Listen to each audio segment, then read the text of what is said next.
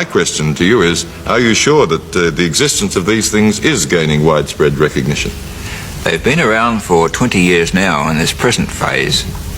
I think that if we haven't learnt of their presence by now, in 20 years, that we're the one that needs questioning.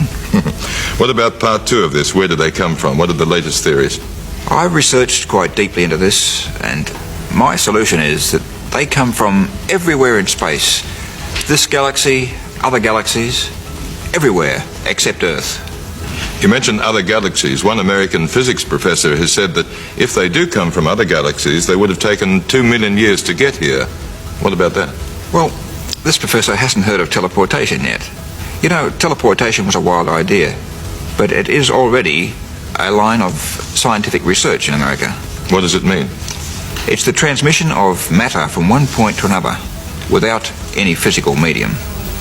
So there's no travelling at the speed of light or any other speed? No, it's like our image on TV tonight. Where here, our image is transported somewhere else. In fact, with teleportation, we would be transported elsewhere. Mr. Tamling, let's look at some of the examples of UFO shapes that have come into you. There are many shapes. I've numbered 171. I think 136 appear in the book. Some are weird and wonderful, some are interesting, some are way out. There's a block there, like a child's block. Weird shapes. Surely some of them must be wildly wrong. There's such a variety of them. Well, very few people get a chance to photograph a UFO or a flying saucer, and a sketch is the only way of representing it. Well, you talk about photographs. You do have some from your book here. What's this one? This is taken by Paul Villa at Albuquerque, New Mexico. The saucer was quite low. He was prepared beforehand by a warning, and he was there with camera on hand to take this. This might sound weird, but he has done this on 2 occasions.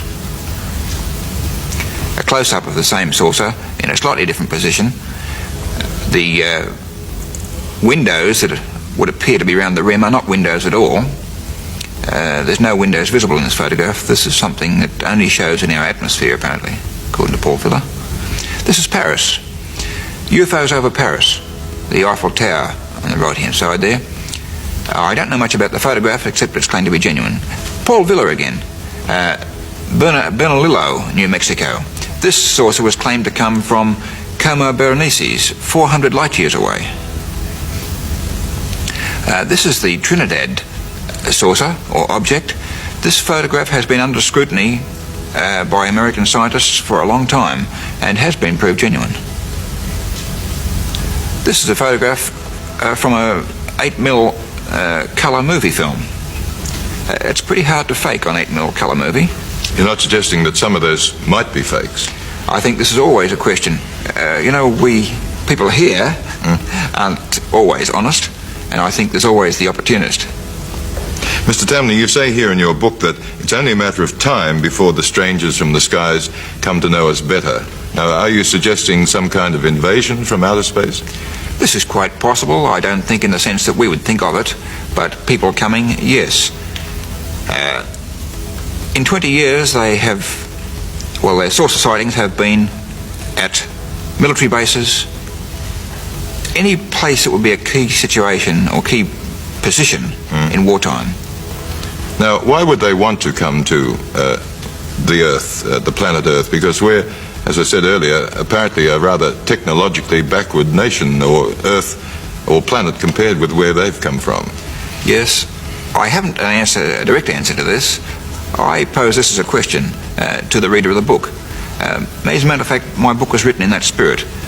I am telling them so many things that I believe are honest and true. I'm leading them to think for themselves. I don't want them to believe in flying saucers or disbelieve in flying saucers. I want them to get out and look and see them.